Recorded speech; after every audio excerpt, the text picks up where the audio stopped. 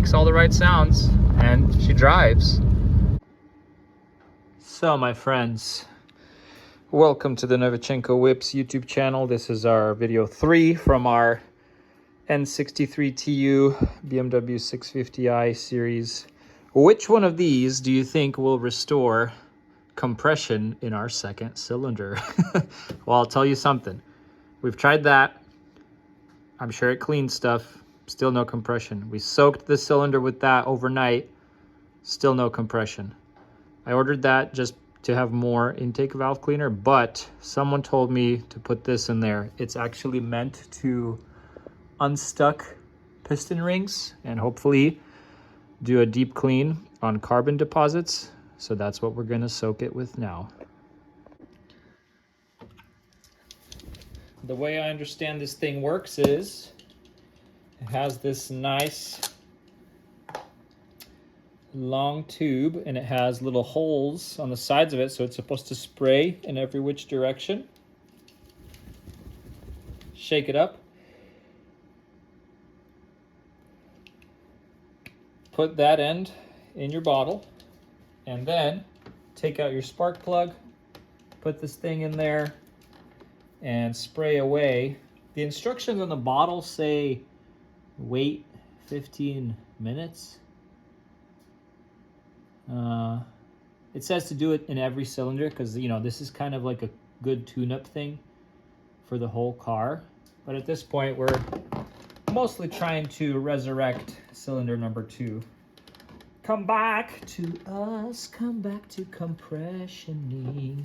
Of course, you need to straighten this out because the hole for the spark plug is a narrow one. I'm trying to get it in there. It's a little bit of work. Come on, my friend. My friend Jahar. Okay. Ay, ay, ay. It's not as easy as it would seem. As it would seem. All right. Straight and narrow, come on. Get in, get out. Nice. Okay. We are touching the bottom of the cylinder, or the top of the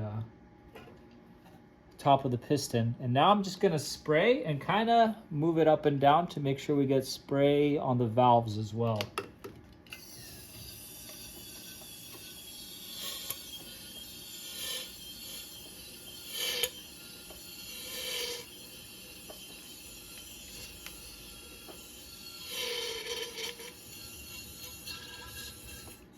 All right.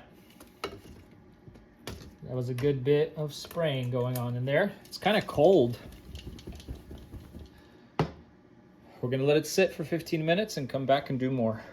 Something the instructions called for is a warmed up engine. So I've been letting this run for about 10 minutes now. It's taking a while to warm up. I'm gonna let it keep idling, but so you can see at the top, cylinder 2 roughness, 10, which is a little high, and then 7 is kind of right behind it. So we're going to douse those two once the car fully warms up, let it stand again, let it sit again, and we're going to go through this process a few times. Same process, did cylinder 2 and 7, sprayed it in there about 3 to 5 seconds. What I do feel is like this stuff gets really cold as it comes out. The other bottles that I've used, they don't have this chemical reaction. And when the car was warming up, because I had previously doused cylinder 2 in this stuff, it smelled differently. It's a unique smell, probably whatever cleaner it is, and the exhaust looked cleaner after the car warmed up. So I'm gonna be shocked if this fixes the compression. That would be awesome. All right, so I've cleared the cylinder again and started the car, and I'm just gonna run it for a few minutes per instruction at a higher RPM. It runs better at like this 2000 and up. It's only like under 2K where you feel the slight hesitation. And you can also see cylinder 2 is running pretty good under higher RPM. As soon as I let go and we start to idle, you see that cylinder 2 roughness kind of climbs up. It's getting better. It used to be 15 and then it was like 12-ish, and now it's hovering around 9, 10. And you can also see cylinder 7 has improved. This used to be around a 4 or 5. So I might just need a couple more cycles of this treatment. I've also never yet had a chance to measure the oil level in this car, so let's check that. And when you do that function, it raises the idle to slightly above 1,000, and you can see that the roughness for cylinder 2 goes a little bit below 10. And when you do that, quite interesting. So I think we're on the right track. We'll keep doing this while I have the Super Lube whatever brand stuff. It smells different, that's what I'll say. But we're gonna do this until I run out of it, and we're gonna check compression again. So our oil level, what is it? Okay, oil level's pretty good. So I'm not gonna mess with the oil level until I fix this engine, because I don't know if I need to drain the oil and pull the engine, or if we resolve this, we're just gonna do a full-blown oil change. Well, unfortunately, after all our efforts, cylinders 2 and 7 are still running rough. 7 had compression, 2 did not. I'll actually recheck compression right now, not that the engine is warm. I'm interested to see if there's any after all this work. So super quick update now. We've done some work and my dad came over, so we just attacked it. We've pulled out the old injector. It looks old, but I don't know if it's the true culprit, but we will know once we put the new one in. It's important to note these numbers because you have to reprogram the new injector when you install it. And let's see, where's the old one? It's possible that these old O-rings start to leak, but we'll see. So the new injector is in. It pops in pretty good. Make sure that this plug is out of the way of the bracket. Once you tighten the bracket, it should have a good leverage, keeping it in the combustion chamber. And now we're just putting back all the fuel lines and snugging them up. So yesterday, with the car running, we saw about 20-30 PSI of compression come back in the second cylinder. It seems like this product has done a pretty awesome job of cleaning up all the carbon deposits inside of the engine. You can get it on Amazon now. Ships pretty quick. It's called anti-carbon. It actually looks very clean now in the combustion chamber. Like the pistons are cleaned. And so my brother-in-law said, hey, it's a V8, so it's laying. So sure, the bottom of the piston and the ring is getting all this chemical treatment. Try to lift it up as much as you can and jack it up. Try and flatten out the piston as much as possible. It's still not perfect. You can see they're not flat. It's still canted a little bit, but my jack doesn't go any higher, and I don't really want to keep pushing the car up. But now I've just done, now that I've seen such awesome results on cylinder 2, I've sprayed some in the other 3 on this side. I ordered a new bottle. We'll do the other side when that arrives. But I sprayed extra, of course, into number 2. What I think worked is leaving it there for several hours. The instructions say 15-20 minutes. I don't know. My brother-in-law said he left it overnight and it helped bring back compression in his Range Rover. So yeah, again, we're continuing with this. I went for a drive with my dad yesterday. It felt a little smoother than before, a little better, less vibration and hesitation. So let's keep at it. I wanted to give a little visual example. Like after all the valve cleaner that I've sprayed in there and all the chemicals that I've put in the cylinder chamber to clean up the piston and the combustion chamber, it's gotten so much smoother under 3K. When I bought the car, it was just stuttering at part throttle. Right now it's smoother, but it's still kind of out there, but it definitely clears up once you hit like 3K. You can even mat it, watch. Like it'll accelerate. I know it's not giving full power, but everything feels so smooth. Everything feels fine. It's just that cylinder 2 compression.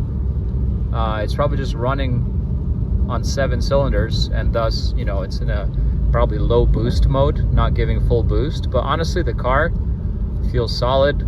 We're gonna keep digging into it. Most likely, I'm gonna have to tear off the passenger side head and just inspect things manually in terms of the valves. We're just gonna wait for slightly better weather here. But yeah, I mean, she goes. She makes the right sounds. Here, I'll downshift a second. She makes all the right sounds. She drives. When I downshift, like 4K, I get some pops out the back. And to me, I don't know if that means like a maybe exhaust valve is burnt, or it's just the way the car runs and it's just backfiring slightly. But that could be an indication of exhaust valve when you get those pop, pop, pop, pop, pop, pop on a decel. What's up, everybody? Today we're going to do a quick touch up on this bumper and just do a super quick touch up job. Those scuff marks are easily seen from afar. Even a nice little touch up job can do quite a lot for it. And then there's scuff right here with a small dent, and I think it's very visible because mostly the scuff, if you fix it, the dent won't even really pop into your eyes because it's so low. Touch up is done. So much cleaner. Not bad, right? For like a 10-minute job. Like, even look at the side.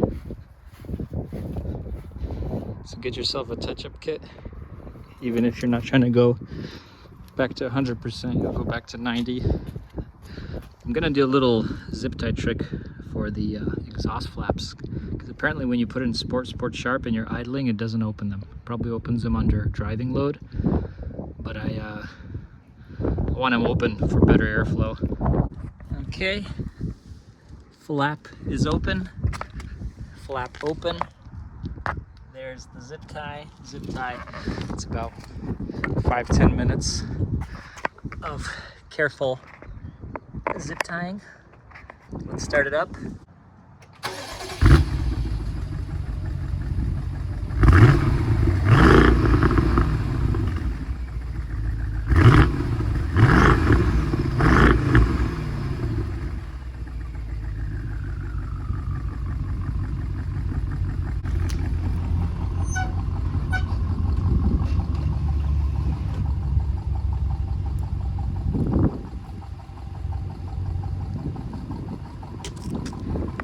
Pretty much just a little more volume of what it was before, but at least both exhausts are now letting exhaust out.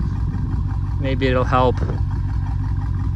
I think most likely the cats in this high mileage car are clogged, so I do have downpipes. Let me show this to you. Here are the ARM Motorsports downpipes, catless of course. I mean, if I'm gonna fix that engine, you might as well throw out the old cats, because just asking for trouble. The catalytic converters under the hood there are like two nice ovens, and you want all the heat escaping the engine bay. So, work in progress. My friends, we are tearing apart the N63 engine on the 650i.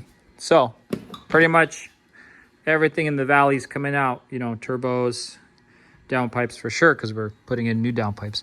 Get yourself a tool like this. Much easier to remove O2 sensors, especially when they're in these type of in-depth. Super nice. You just do that. Take your tool out, and then you can take your O2 sensor out. Make sure to mark them, which one's which. It's pretty important. I took out the ones on the other side. They don't look too bad. Let's see what these look like. Of course, this one's the one that's pre-cat. So, not bad. But when we take out this one, similar dealio. Let's pop that out. You gotta kind of fish it in there. Okay.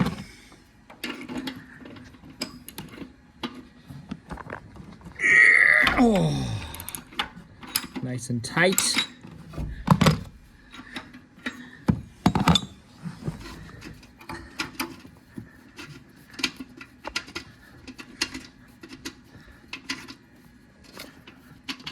The one that I took out on the other side looked just like this. Look at that.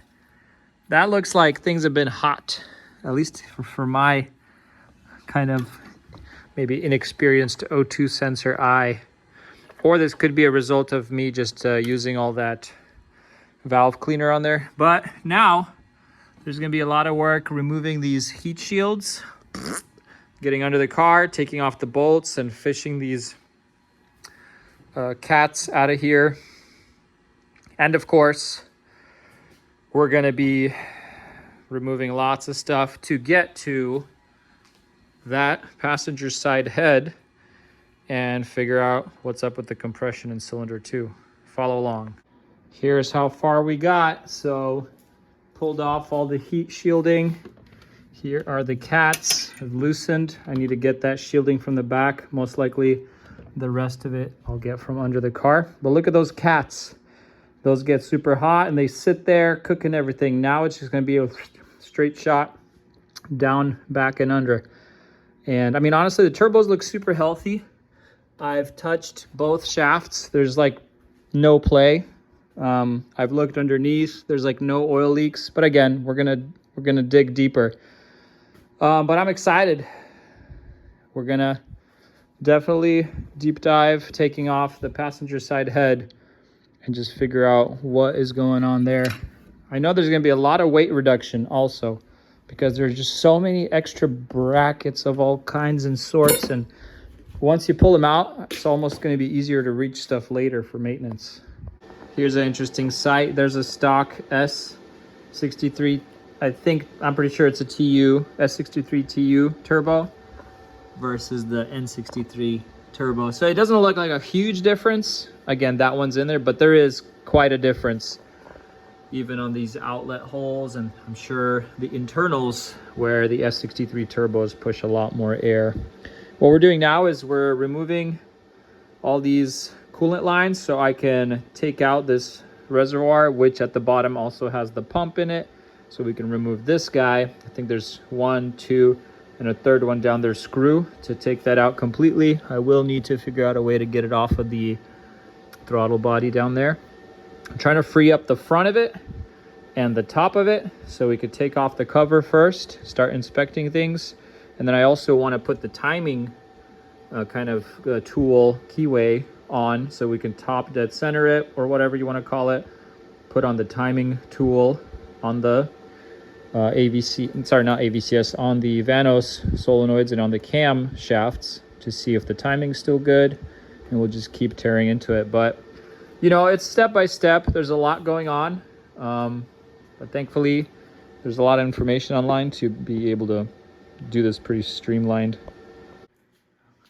What's up, everybody? We are here draining the oil, and the oil looks pretty good in the car. Wasn't crazy dirty. We're gonna also pull off the filter and take a look at that for any funkiness in there. But let's let this oil drain. We'll put the plug back. It's very interesting. It's a super vertical plug, but whatever.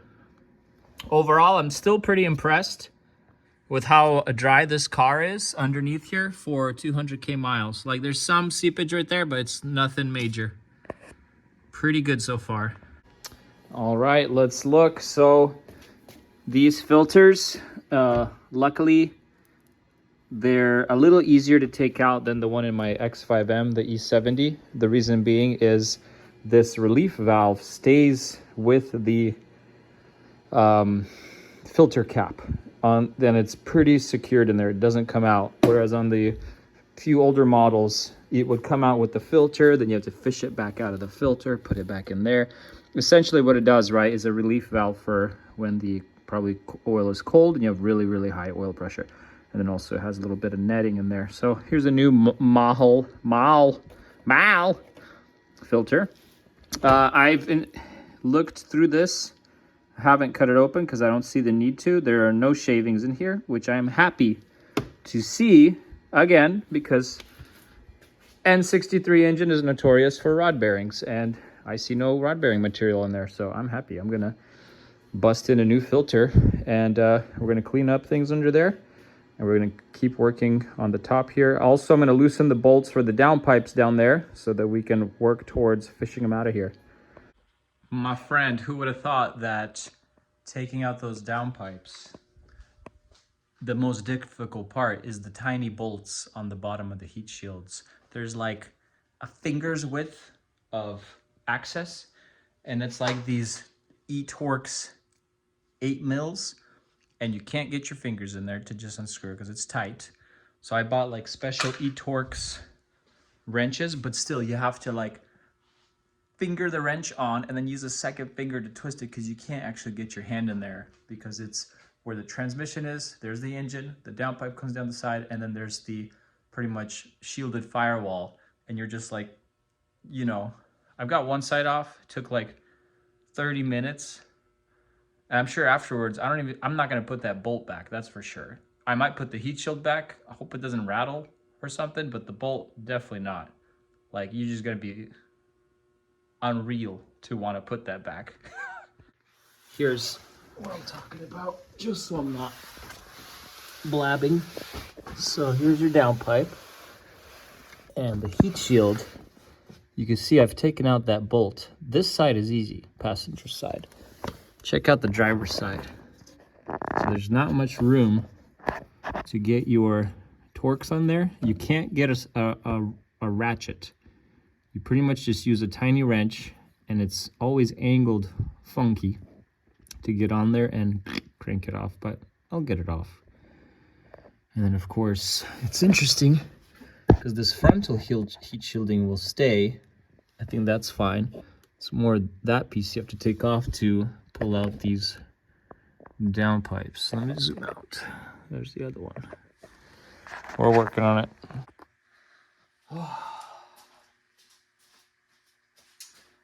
This is like the after part. Fairly easy to pull it out, but it was not easy for the last 15 minutes, trust me.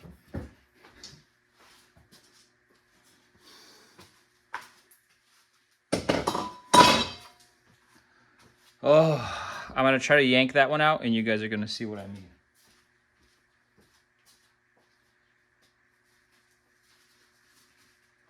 These pipes, I'm telling you. These pipes. The new ones, the new downpipes better be easy to put in because they don't have any cats in them. Okay, this is much easier. Now that one's out of the way. You have to like fully snake it and twist it. It's like a corkscrew. So look at this. It kind of corkscrews, and that's how you take it out. It's probably how you put the new one in. Oh. Whew. Time to go to bed. Catch you in the next one. Thanks for tuning in. Bye-bye. Pipes. Now you can see behind the turbos and stuff. That's kind of cool. Please feel free to like, comment, and subscribe. Let me know about your N63 joys. Bye.